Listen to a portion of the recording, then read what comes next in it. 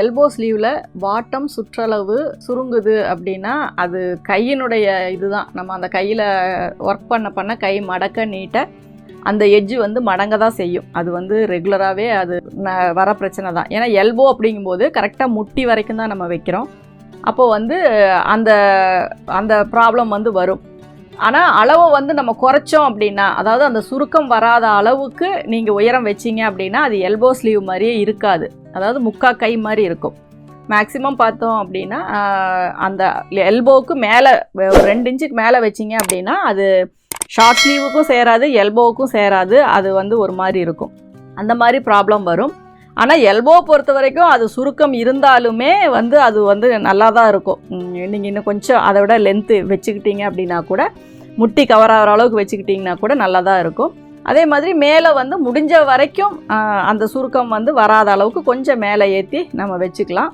அதுக்கு வந்து ஒன்றும் பண்ண முடியாது. ஏன்னா நம்ம அந்த இடத்துல வந்து கேன்வாஸோ அல்லது இன்னும் டைட் ஃபிட்டிங்காவோ நம்ம போட்டோம் அப்படின்னாலும் நமக்கு அது போட்டிருக்கிறதுக்கு கை உறுத்தும். ஏன்னா இப்போ பாட்டம் கேன்வாஸ் வச்சு நம்ம தைக்கிறோம், அதையே வந்து ஸ்லீவுக்கு வைக்கலாம், எல்போவுக்கு வந்து வைக்கலாம்.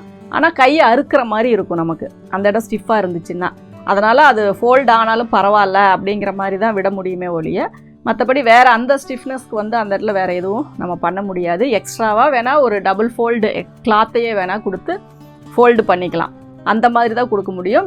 லூஸாக இருந்துச்சுன்னா கொஞ்சம் டைட் பண்ணிக்கோங்க, அந்த சுருக்கம் வந்து கொஞ்சம் குறையும். அதனால் இந்த மாதிரி சின்ன சின்ன அட்ஜஸ்ட்மெண்ட்டு தான். ஆனால் எல்போ அப்படிங்கும்போது பார்த்திங்கன்னா எல்லாருமே சொல்கிற கம்ப்ளைண்ட் இது தான். ஆனால் அது கம்ப்ளைண்ட்டாக பார்க்காதீங்க, அதுவும் நல்லா தான் இருக்கும். ஏன்னா நம்ம மேக்ஸிமம் தூரத்துலேருந்து பார்க்கும்போது பேக் சைடு தான் தெரியும், ஃப்ரண்ட்டு வந்து நமக்கு உள்பக்கமாக தான் தெரியும். அதனால் அது ஒன்றும் பிரச்சனை இல்லை. நீங்கள் அப்படி வேண்டாம் அப்படின்னு ஃபீல் பண்ணிங்கன்னா கொஞ்சம் ஸ்லீவை வந்து ஷார்ட் பண்ணி தான் ஆகணும். அது எப்படி உங்களுக்கு இது பண்ணுதோ அந்த மாதிரி பார்த்துக்கோங்க. என்னுடைய ப்ளவுஸ் அளவு 36 இன்ச்சு, ஷோல்டர் 5, கழுத்தினுடைய அகலம் வந்து ஷோல்டர் 5.5 இன்ச்சு, கழுத்தினுடைய அகலம் வந்து 2.5 இன்ச்சு. கட் பண்ணால் என்னுடைய பின் கழுத்து மேல் பக்கம் விரியுது அப்படின்னு சொல்லியிருக்கீங்க. 36 இன்ச்சுக்கு வந்துட்டு 5.5 இன்ச்சு ஓகே தான், 5.5 5.25 ஓகே தான். 2.25 வச்சுக்கிட்டிங்கன்னா இன்னும் கொஞ்சம் நெக்கினுடைய அகலம் வந்து 2.25, 2.5 அப்படிங்கிறது 2.25 வச்சிங்க அப்படின்னா இன்னும் கொஞ்சம் வைடாக இருக்கும். எந்த ஒரு நெக்குமே மேலே வைக்கிற அளவை பொறுத்து மேலே இருக்க அளவுக்கும் அந்த நெக்கினுடைய ஷேப்புக்கும் வந்து சம்மந்தம் கிடையாது. இப்போ நீங்கள் 2.5 வச்சுட்டு கூட கீழே வந்து அந்த யூ கரெக்டாக வரையாமல் விட்டுட்டீங்க அப்படின்னா கீழே வி மாதிரி இருக்கும், மேலே போக போக ரொம்ப ஓப்பனாக இருக்க மாதிரி இருக்கும். அது ஒவ்வொருத்தருடைய பாடி ஷேப்புக்கும் அந்த மாதிரி இருக்கும். கரெக்டாக ஸ்கொயர் ஷோல்டர் இருக்கிறவங்களுக்கு எந்த நெக்கு வைக்கிறோமோ அது அப்படியே ஆப்டாக இருக்கும். பானாலும் பா மாதிரி தெரியும், டைமண்ட்னாலும் டைமண்ட் மாதிரி தெரியும், யூ நெக் வச்சிங்கனாலும் யூ மாதிரி தெரியும். மற்றபடி பா ரவுண்டு வச்சாலும் அந்த மாதிரி ஸ்கொயர் ஷோல்டர் பேக் ஃப்ளாட்டாக இருக்கவங்களுக்கு எந்த நெக்கு நீங்கள் வச்சு ஸ்டிச் பண்ணாலும் அவங்களுக்கு கரெக்டாக சூட் ஆகும். போட் நெக்காக இருக்கட்டும், வேறு ஏதாவது டிசைன் பேட்ச் ஒர்க் எப்படி வச்சாலும் லோ நெக் போட்டால் அந்த ப்ராப்ளம் வராது. ஆனால் அதுவே வந்துட்டு பேக் வந்து சதைப்பிடிப்பாக இருக்கிறவங்களுக்கு, ஸ்லோப்பிங் ஷோல்டராக இருக்கவங்களுக்கு, அந்த மாதிரி இருக்கவங்களுக்கு எல்லாமே வந்து நெக்கில் வந்து ஒரு சின்ன சின்ன ப்ராப்ளம் வரும். அதை நம்ம கரெக்டாக அட்ஜஸ்ட் பண்ணி தான் ஆகணும். இப்போ ஸ்கொயர் ஷோல்டராக இருக்கவங்களுக்கு நீங்கள் 2.25 3 இன்ச்சு வச்சிங்கன்னா கூட கரெக்டாக அதே இடத்துல சீட்டிங் ஆகும். ஆனால் அதுவே கொஞ்சம் ஸ்லோப்பிங்காக கழுத்து குறுகலாக இருக்கிறவங்களுக்கு அந்த அளவு வந்து செட் ஆகாது. நீங்கள் வைக்கிற அளவு 2.5 ஓகே தான். அந்த 2.5 கீழேயும் நீங்கள் மார்க் பண்ணுறீங்களான்னு பாருங்கள்.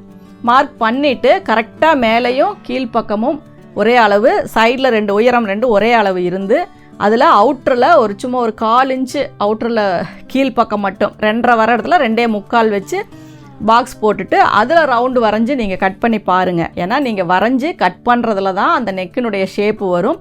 அதுக்கப்புறம் ஸ்டிச்சிங்கில் வந்து ஈவனாக ஒரே அளவான கிளாத்துக்கு தான் நீங்கள் தையல் விடணும். ஒரு இடத்துல உள்ள அதிகமாகவும் ஜாயிண்ட் வர இடத்துல கொஞ்சம் கம்மியாகவும் அந்த மாதிரியெல்லாம் இல்லாமல் ஈவனாக 1/4 இன்ச் அப்படின்னா கரெக்டாக அந்த 1/4 இன்ச்சு விட்டீங்க அப்படின்னா உங்களுக்கு வந்து நெக்கு வந்து ஃபினிஷிங் நீட்டாக வரும்.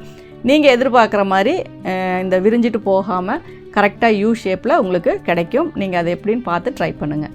என் அம்மாவிற்கு நேர் கட்டிங் ப்ளவுஸ், பாடி சுற்றளவு 36, ஷோல்டர் 5.5, ஆம்ஹோல் 4.5, ஆம்ஹோல் சுற்றளவு 7, சைடு ஜாயிண்ட்டு நேர் வருவதில்லை, முன்பக்க கொக்கி இழுத்து போடுற மாதிரி இருக்குது. இப்போ இதில் நீங்கள் ஷோல்டர் கால்குலேஷன் போட்டு பார்த்தீங்க அப்படின்னா 5.5 தான் வருதா அப்படிங்கிறத முதல்ல செக் பண்ணிக்கோங்க. ஏன்னா 36 வரும்போது ஒரு 5.25 கூட நேர் கட்டிங்னா வைக்கலாம். ஏன்னா கொஞ்சம் அவுட்டரில் தள்ளி போனால் தான் நேர் கட்டிங் நல்லாயிருக்கும். உள்ளே இழுத்துட்டு இருந்த மாதிரி இருந்துச்சுன்னா நல்லா இருக்காது. ஏன்னா ஆம்ஹோல் ஷோல்டரும் ஆம்ஹோலும் உயரமும் உங்களுக்கு கிட்டத்தட்ட மேட்ச் பண்ணி தான் வரும். அப்படி இருக்கும்போது 5.25 ஷோல்டர் வச்சிங்க அப்படின்னா 6.25 ஷோல்டர் உயரம் வரும், இது ஆம்ஹோல் உயரம் வரும். அதில் வந்து நீங்கள் ஷோல்டர் மார்க் பண்ணிங்க அப்படின்னா உங்களுக்கு அதாவது டோட்டலாகவே அந்த ஸ்லீவ் வந்து கொஞ்சம் அவுட்டரில் தள்ளி வரும். இப்போ நீங்கள் போடுறது வந்து கொஞ்சம் ஒரு 1/4 இன்ச்சு 1/2 இன்ச்சு தைக்கும்போது உள்ளே வந்துற மாதிரி இருக்கும். அடுத்து ஷோல்டர் கொஞ்சம் வைடாக வச்சு நீங்கள் மார்க் பண்ணும்போது கொஞ்சம் அவுட்டரில் வரும். அதனால் நிறைய வித்தியாசம் உங்களுக்கு வரும், சேஞ்சஸ் வரும். ஏன்னா உள்ளே போனால் அது இழுத்துக்கிட்டு பின்னாடி இருக்க ஆம்ஹோல் முதல் கொண்டு எல்லாத்தையுமே ஷோல்டர் பாயிண்ட் கரெக்டான இடத்துல உட்காந்துச்சு அப்படின்னா தான் உங்களுக்கு அந்த ஃபிட்டிங்கே வந்து அந்த ஷோல்டர் ஃபால் இதெல்லாம் வராமல் ஃபிட்டிங்கே கரெக்டாக வரும். அதனால் ஷோல்டருனுடைய அளவு அப்படிங்கிறது வந்து ரொம்ப ஒரு இம்பார்ட்டண்ட்டான அளவு. அதனால் அதை வந்து கரெக்டான இடத்துல நீங்கள் சிட் பண்ணுற மாதிரி மெஷர் பண்ணிக்கோங்க. நான் சொல்லியிருக்கேன் பாடி சுற்றளவை 8 டிவைட் பண்ணி +1 இன்ச்சு சேர்த்திக்கோங்க அப்படின்னு சொல்லியிருக்கேன். அதையே நீங்கள் ஃபாலோ பண்ணிக்கோங்க. அதோட ஒரு 1/2 இன்ச்சு சேர்த்தினீங்கன்னா அப்படின்னா ஆம்ஹோலினுடைய உயரம் வச்சுக்கலாம். அதில் வந்து நீங்கள் 1/2 ஆம்ஹோல் மார்க் பண்ணிக்கலாம். இப்போ 36 இன்ச்சு நீங்கள் பாடி சுற்றளவு சொல்கிறீங்க. ஆம்ஹோல் அப்படிங்கும்போது உங்களுக்கு இதில் மெஷர்மெண்ட்ஸ் வந்து எனக்கு கொஞ்சம் கன்ஃபியூஸ்டாக தான் இருக்குது. இப்போ இதில் வந்து 36 ஷோல்டர் 5.5 ஆம்ஹோல் அப்படிங்கும்போது 4.5 அப்படின்னு போட்டிருக்கீங்க. அந்த ஆம்ஹோல் அந்த 4.5 என்ன அப்படிங்கிறது எனக்கு சரியாக புரியல. ஆம்ஹோல் சுற்றளவு 7ங்கிறீங்க. 7 அப்படிங்கும்போது அது ரொம்ப கம்மியாக இருக்குது. ஒரு 32 சைஸு 33 சைஸ் இருக்கவங்களுக்கு தான் ஆம்ஹோல் சுற்றளவு 7, அதாவது ரவுண்டு 14 வரும், 1/2 வந்து 7 வரும். இவங்களுக்கு மேக்ஸிமம் பார்த்தீங்க அப்படின்னா 36 பாடி சுற்றளவுக்கு 15.5 இன்ச்சு தாராளமாக வரும். அப்படின்னா 7.25 வரும். நீங்கள் 7.5 இன்ச்சாவது நீங்கள் வைக்கணும். இது எல்லாத்தையுமே நீங்கள் அளவுகளை முதல்ல கரெக்ட் பண்ணிவிட்டு நீங்கள் ஸ்டிச் பண்ணிங்க அப்படின்னா கண்டிப்பாக உங்களுக்கு இந்த நீங்கள் சொல்கிற மாதிரி அந்த கொக்கி இழுத்து போடுறது இந்த ப்ராப்ளம் எல்லாம் வராது. அதே மாதிரி 36 இன்ச்சு அப்படிங்கும்போது ஒரு 4 இன்ச்சு சேர்த்துக்கிட்டீங்க அப்படிங்கும்போது கண்டிப்பாக இந்த ப்ராப்ளம் நேர்கட்டிங்க்கு வராது. நீங்கள் உங்களுடைய மெஷர்மெண்ட்டை மறுபடியும் செக் பண்ணுங்கள். மேம், ஸ்லீவ் தைத்த பின் மேல் நோக்கி சுருண்டு போகிறது, என்ன செய்ய வேண்டும்? ரொம்ப டைட்டாக இருந்தாலும் சுருண்டு போகும், ரொம்ப லூஸாக இருந்தாலும் சுருண்டுக்கும். கரெக்டான அளவு ஃப்ரீயாக ஹேண்டு வந்து உள்ளே போய் ஈஸியாக கழட்டுற மாதிரியான மெஷர்மெண்ட் வச்சிங்க அப்படின்னா இந்த ப்ராப்ளம் வராது. ஏன்னா பாடியாக இருக்கவங்களுக்கு எந்த இடத்துல ப்ளவுஸ் கொஞ்சம் டைட்டாக போட்டிங்கனாலும் அந்த இடத்துல இறுக்கி பிடிச்சிக்கும். அந்த வேலை செய்ய அந்த கையை வந்து அது அசைக்க துணி வந்து சுருண்டுகிட்டே தான் போகும். அதனால் கொஞ்சம் லூஸ் வச்சு போட்டிங்க அப்படின்னா, அதாவது கொஞ்சம் லூஸ் இருந்து வச்சாலும் அது ஸ்டைலாக நல்லா தான் இருக்கும். ஒரு சிலர் வந்து கரெக்டாக ஃபிட்டிங்காக போடணும் அப்படின்னு நினைக்கிறீங்க. அந்த மாதிரி போடும்போது நீங்கள் வேலை செய்ய அந்த எட்ஜு வந்து மடங்க தான் செய்யும், அது எதுவுமே பண்ண முடியாது. அதனால் ஒன்றா நீங்கள் லூஸ் வைங்க, இல்லையா அந்த இறக்கம் வந்து இன்னும் கொஞ்சம் சேர்த்தி வைங்க. ஒரு 1/2 இன்ச்சாவது கையினுடைய இறக்கம் சேர்த்தி வச்சு லூஸ் வச்சிங்க அப்படின்னாவே இந்த ப்ராப்ளம் வந்து உங்களுக்கு வராது. அதே மாதிரி ஒன்ஸ் வந்து ஒரு ப்ளவுஸ் வந்து சுருக்கமாக இருக்குது, நீங்கள் போட்டோன்னே அது நல்லா சுருக்கமாகவே இருக்குது, நெக்ஸ்ட் டைம் வாஷ் பண்ணி அதை போடும்போதும் அது இன்னும் இருக்க சுருக்கம் அதிகமாகுது அப்படின்னா ஃபஸ்ட் டைம் அந்த சுருக்கத்தை நீங்கள் அயன் பண்ணி கிளியர் பண்ணிவிட்டு அடுத்த தடவை போட்டிங்க அப்படின்னா மட்டும்தான் அந்த சுருக்கம் வராமல் இருக்கும். அப்படி இல்லை, ஒன்ஸ் போட்டு அந்த சுருக்கம் ஃபார்ம் ஆயிடுச்சுன்னா நெக்ஸ்ட் டைம் போட்ட உடனே அந்த சுருக்கம் வந்து அதே மாதிரி உங்களுக்கு அந்த மடிப்பு வந்து கரெக்டாக அந்த க்ரஷ் வர ஆரம்பிச்சிடும். அதனால் மேக்ஸிமம் சுருக்கம் வர்றவங்க அது வீட்டில் போடுற ப்ளவுஸ் பற்றி ப்ராப்ளம் இல்லை, வெளியில் எங்கேயாவது போட்டு போகிற ப்ளவுஸாக இருந்தால் அந்த எட்ஜை மட்டுமாவது நீங்கள் அயன் பண்ணிவிட்டு மறுபடியும் போடுங்க. ஆனால் கொஞ்சம் லூஸ் விட்டு போட்டிங்க அப்படின்னா இந்த ப்ராப்ளம் வராது. அதனால் அந்த மாதிரி நீங்கள் ட்ரை பண்ணி பாருங்கள். நிறைய பேர் நீங்கள் கேட்குறது வந்துட்டு நான் வந்து வாய்ஸில் வந்து நான் உங்களுக்கு ஆன்சர் பண்ணுறேன், அதுக்கு வந்து வீடியோஸ் வேணும் அப்படின்னு சொல்லிட்டு நீங்கள் எதிர்பார்க்குறீங்க.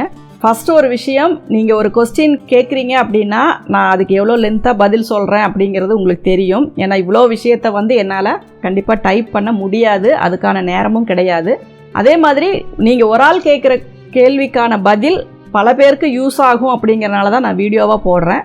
அப்படி நான் போடும்போது இதற்கு சம்மந்தப்பட்ட எல்லா விஷயங்களையுமே டிஸ்கிரிப்ஷனில் போய் பார்த்தீங்க அப்படின்னா லிங்க்ஸ் வந்து நிறையா கொடுத்துருக்கும். அந்த கேள்விக்கான பதில்கள் எல்லாமே அதில் இருக்குது. ஏன்னா ஒரு டவுட்ஸு எப்படி தைக்கணும் பண்ணணுங்கிறது எல்லாமே அதில் இருக்குது. அந்த வீடியோஸ் எல்லாம் நீங்கள் பார்க்காதனால தான் உங்களுக்கு வந்து இந்த டவுட்ஸ் எல்லாம் வருது. அதனால் ஈஸியாக உங்களுக்கு எடுத்து கொடுக்கணும் அப்படிங்கிறக்காக தான் நான் வந்து வாய்ஸில் உங்களுடைய கமெண்ட்ஸுக்கு நான் ஆன்சர் பண்ணுறேன், உங்களுடைய கொஸ்டினுக்கு நான் ஆன்சர் பண்ணுறேன். எல்லாருக்கும் யூஸ்ஃபுல்லாக இருக்கணும் அப்படின்னு நான் நினைக்கிறேன். உங்களுக்கு பர்டிகுலராக அதுக்கான டீட்டெயில்ஸ் வேணும் அப்படின்னா நீங்கள் போயிட்டு டிஸ்கிரிப்ஷனில் போனீங்க அப்படின்னா கண்டிப்பாக உள்ள நிறையா லிங்க்ஸ் இருக்கும், வீடியோ நம்பர்ஸ் இருக்கும். அதை நீங்கள் ஓப்பன் பண்ணி பார்த்தீங்க அப்படின்னா உங்களுக்கு தேவையான டவுட்ஸ் கிளியர் பண்ணுறதுக்கான விஷயங்கள் எல்லாமே இருக்கும். தயவுசெய்து அதை நீங்கள் கொஞ்சம் ஃபாலோ பண்ணிக்கோங்க. ஏன்னா எனக்கு வந்து பர்சனலாக டைப் பண்ணி அனுப்புறதுக்கு எனக்கு டைம் இல்லை. அதை நீங்கள் கொஞ்சம் அண்டர்ஸ்டாண்ட் பண்ணிக்கோங்க. Thank you viewers.